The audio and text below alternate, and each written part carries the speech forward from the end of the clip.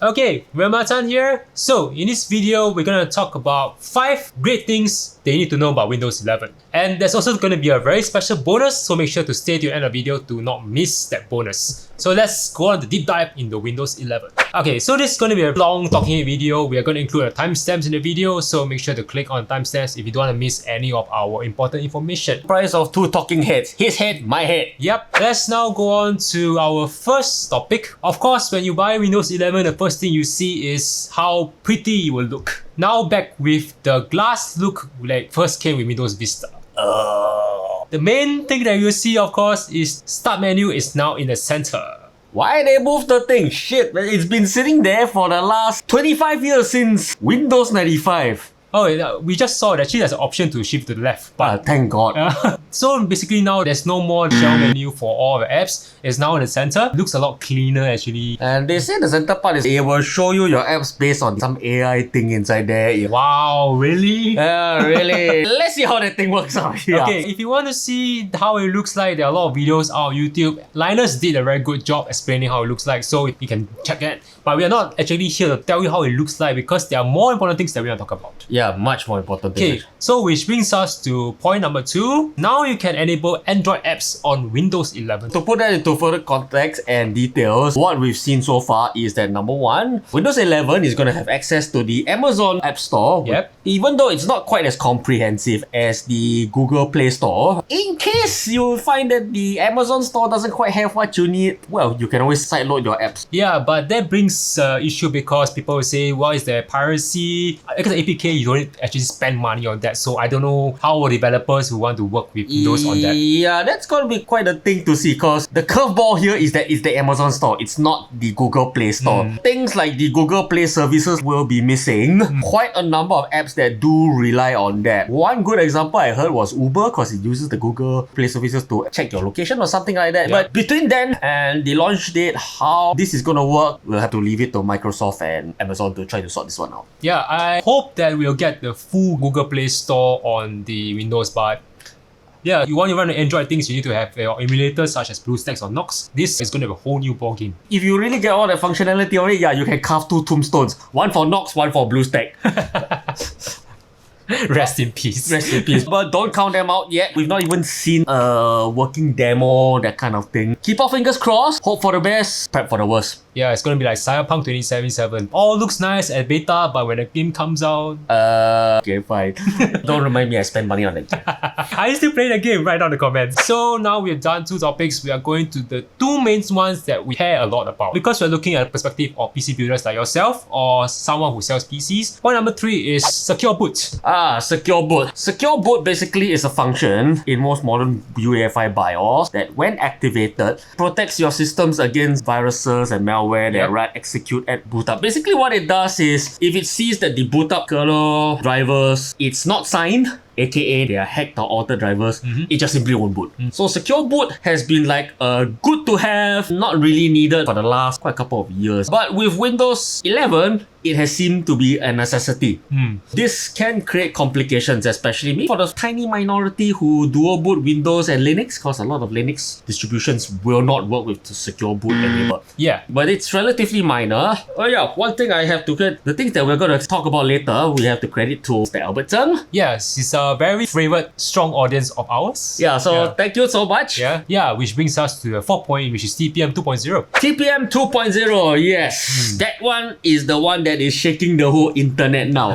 So while the other 2 criteria that Albert found out, which is namely secure boot and CSM, yes, are things that are relatively minor to what TPM will cost. Previously, on the older motherboards, if you wanted TPM or Trusted Platform module, you had to go out and buy what is known as the TPM module. Yes. So it's this small little thing that plugs into a proprietary port on your motherboard and it gave your motherboard TPM. Some motherboards had the port, some didn't. So for these guys, you want to run Windows 11 or you want to try to run Windows 11, having that TPM module is probably a must. But if you look at any system from 2017, for example, let's say Intel 8th Gen. Yeah. Coffee Lake. From the red side, we have the AMD Ryzen series. Both of these have one thing in common. As opposed to the discrete TPM, which we've just described, they have what is known as the fTPM. Yes. Somewhere TPM. Yes. So what this means is that the TPM is integrated as part of the system itself. For AMD, It is part of the CPU itself, which actually we covered quite a fair bit in detail in the 4750G review, which you can check out the link.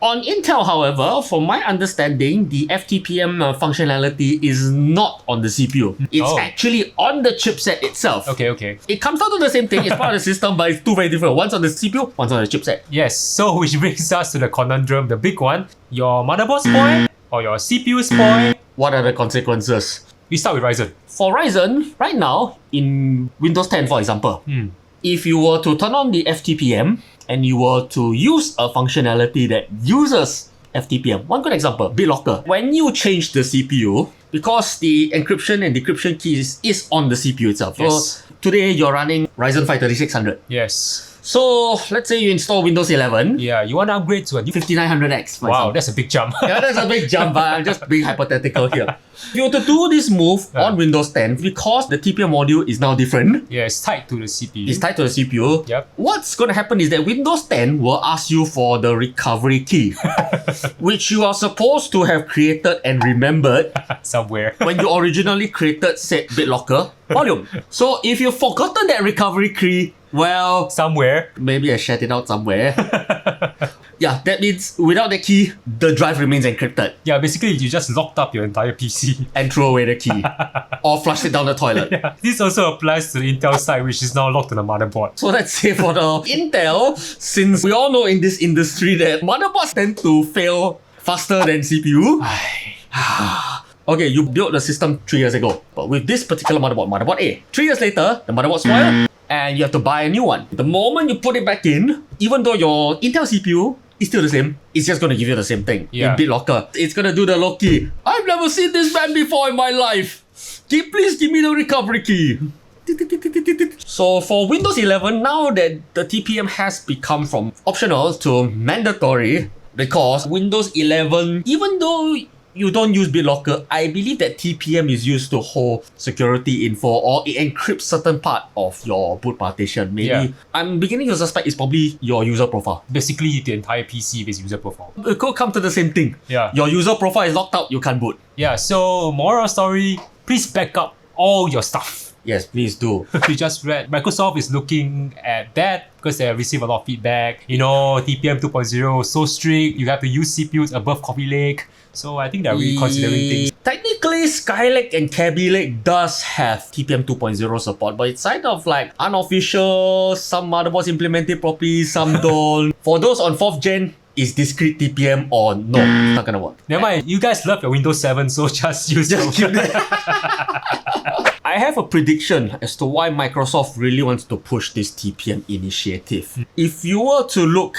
at Windows OS's biggest rival, Mac OS. For those of you PC Master Race fellas who do not want to go near a Mac with a bloody 10-foot pole, let me highlight to you what's going on in the Mac world and why something similar could happen in the Windows world. Yeah. All the modern Macs that you can buy all come with this thing called the T2 security chip. So this T2 security chip works kind of in a similar way to Your TPM. your TPM. Yeah. It handles decryption, encryption, Yes. cryptography. Now, let me bring in an example of the only Mac that you can buy with detachable boot storage. The expensive Mac Pro, aka the cheese grater. It comes with a pair of SSDs that are detachable. You can buy an upgrade for that SSD, unlike all the other Macs which are all soldered. My MacBook Air. So you might probably think, hey, you know what? I think I just buy a newer, bigger SSD, plug them in. It should work, right? Yep. And if I take out my old SSD, I plug into another Mac Pro, it should boot up and work, right? Wrong. It's not gonna work.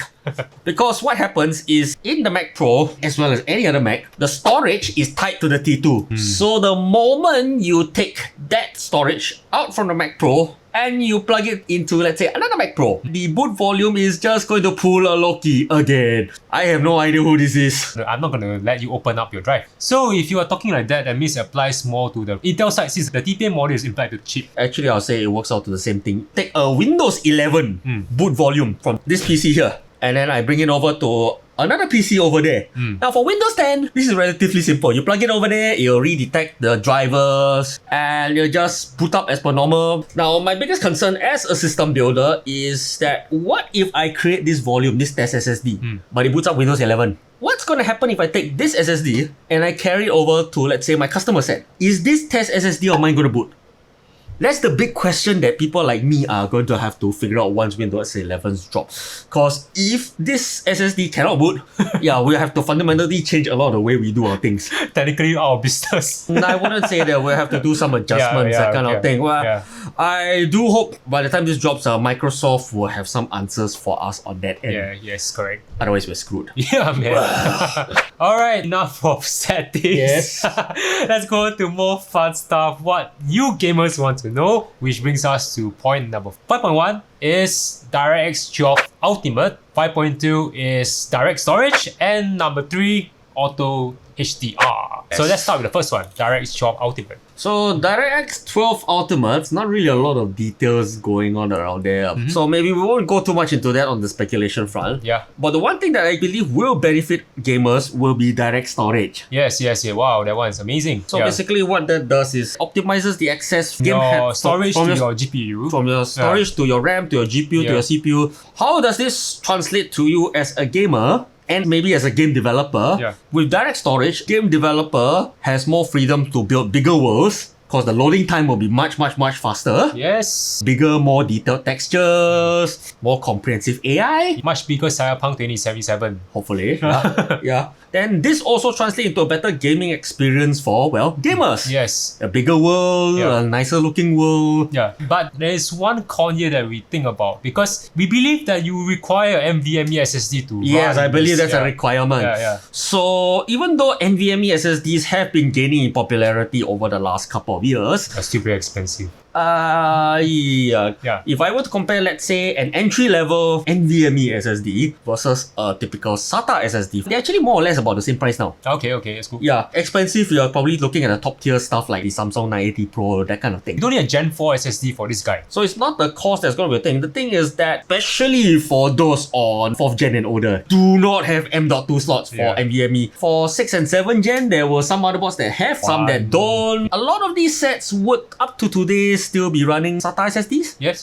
They won't really be able to take full advantage of Directstorage. Yeah. So this is an area of concern. If you want to make use of Directstorage, please move to NVMe. Yes, you gotta upgrade, man. Yeah. Anyway, it does require some good specs for Windows 11, but Microsoft is looking into that, trying to make it easier for you guys to go into Windows 11. Well, let's see how that goes. Alright, so brings us to the last gaming point, Auto HDR. I don't know, they say that they're going to support up to 1000 games. Nobody knows what games they are, but there's Skyrim like looking so nice with Auto HDR. I'm kind of an oddball of a gamer. I like playing the latest games, but I do like to indulge myself in some retro gaming every now and then. Things like Skyrim, that kind of thing. Yeah. So I was looking at somebody had a HDR demo for Skyrim. Yeah, it's a modern version. Microsoft is adding on to it to give it a better textured version of the Auto HDR version. The promo line for it is that even if the game was not designed with HDR in mind, the Auto HDR will enhance it with HDR visuals. Yes. So this is the part where I have kind of like a bit of mixed feelings on that. For one thing, HDR is nice on a new and modern game, Cold, that kind of thing. But if I'm looking at a game that's 10 years or older, like Need for Speed, Pro Street, Need for Speed Shift, Red Alert 2, that kind of thing, oh my god, that is I can imagine Red Alert 2 with HDR, man. Oh my god, Tanya in HDR. Her unmentionables will be in glorious, how many colors?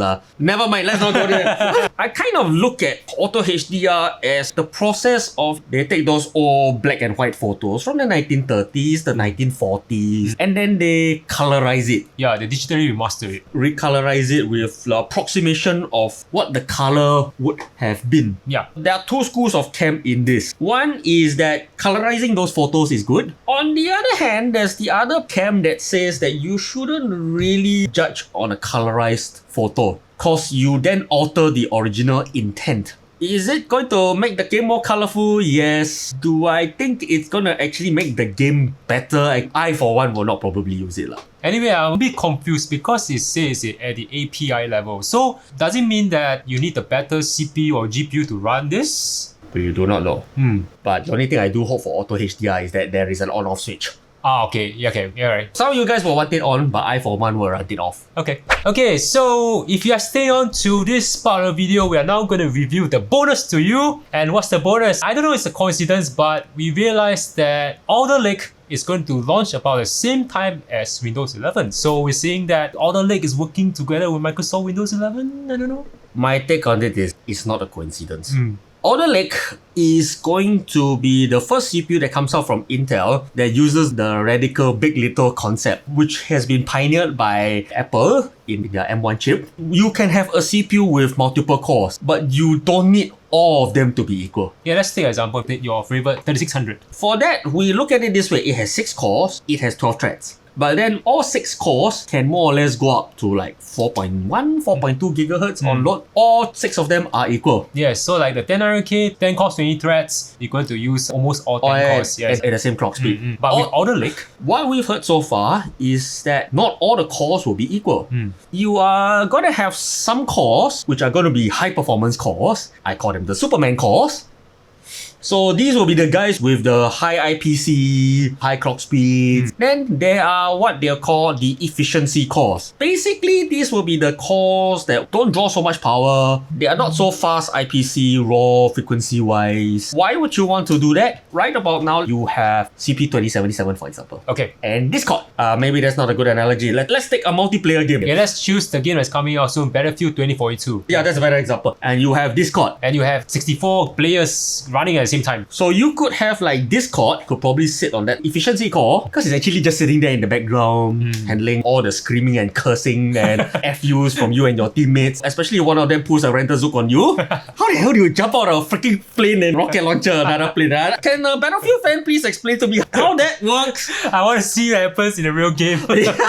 So that leaves the Superman cores to run the game itself. Yes. Yeah, because as we all know, games are very much dependent on IPC and frequency on the core rather than the number of cores. Yes. Load balancing and core assignment would require a OS that would be able to actually do this. Yeah, I saw like a script. Okay, you are Battlefield, you go to the Superman core. Okay, you are Discord, you are supposed to be a low level, you just go to the efficiency core. Yes. Windows 10, I doubt is actually able to do that. How can I guess that it's not going to work very well with Alder Lake?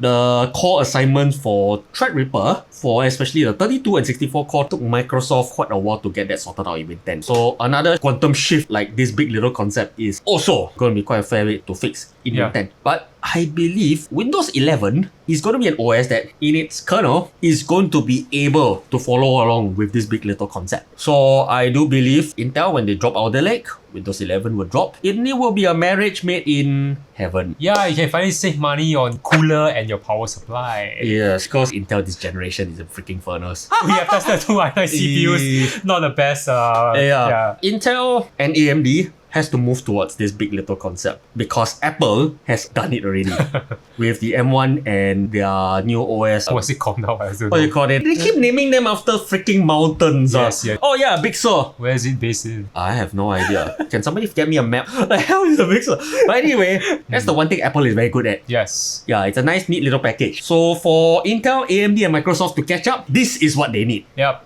So Nice. I believe this partnership will be Alder Lake, Windows 11. And Zen 4 in 2022. Yeah, this time round, from what I see, Lisa Su is just content to sit back and watch Alder Lake enthusiasts find out the bugs first. And also we have Intel GPU coming soon. Interesting. The whole package. The whole package indeed. Yeah, I hope you guys like this video. Make sure to subscribe to the channel. Definitely gonna talk more about Windows 11. In the meantime, if you like our reviews for the 10.9, 11.9. So with that, hope to catch you in the next video. So bye.